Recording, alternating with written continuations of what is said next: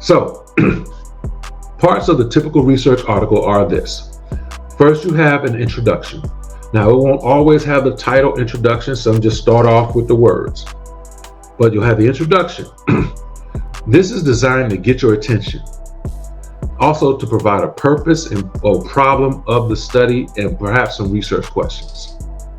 So in the introduction is designed to quickly get your attention, to entice you into the read. For this, you only need to do a light skim.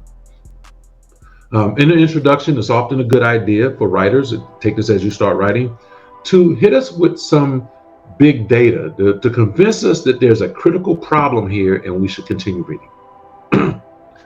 The next part is generally background or what we may call literature review. A lot of people get lost in this particular section. This is a light skim section because literature review will only tell you what others have already said concerning the topic. Now, there is value to come from that because you see how they're supporting it, and the literature that they're quoting or citing in this particular section may help you gather more literature to go deeper on the topic. So don't just take what they said the other person said, but go grab the article of what the other people have said so that you can read those too. They'll often also link you to some seminal works that you need to have in your cadre of readings. So once again, it's a light skim. It's just going to tell you what everyone else has said. So you move from there. The next part is generally some type of framework, whether theoretical or conceptual. In this particular section, it's going to provide you the lens by which they did their work.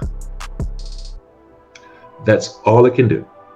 For this, a light skim is sufficient. You need to know and understand how they put together their frameworks and how their framework works, because it'll help you later on, but you don't have to get stuck there. You can do a light skim enough to understand how they set this up and how they put the lens by which you will see the work done. That's the framework. Now, the next part is your methods or methodology section. In the methods or methodology section, what they're telling you is how they conducted the study.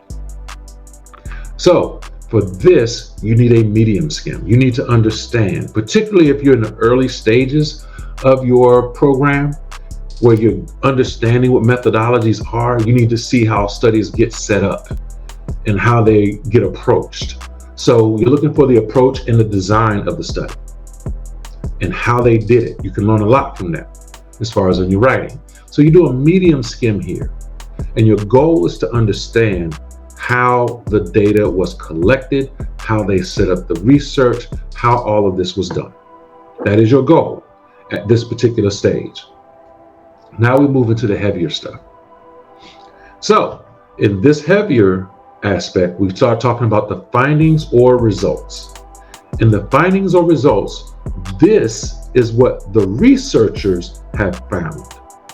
So this has to be a heavy skim. This is where you extract out what the researcher, the authors are saying. So you've got to read this with intention. So this is your heavy skim. This is your deep read. So you do that there, and then the discussion takes place after that section. In the discussion, what the authors are trying to do is connect the findings to the literature, framework, and research questions. They're either telling you where they are aligned, or they're telling you where their findings extend beyond or depart from what we've already known. This also requires a heavy skim.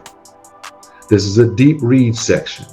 So you have to understand how these findings connect or depart from the literature, from the framework, from the research questions. These are important sections here.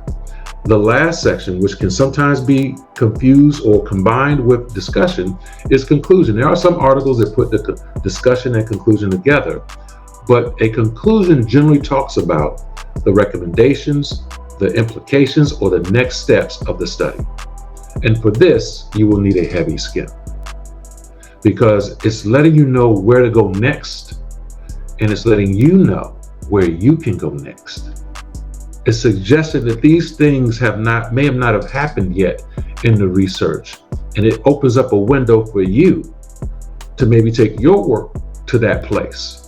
So it is an author's nod and passing on of the baton to the next researcher. That's what a conclusion can be.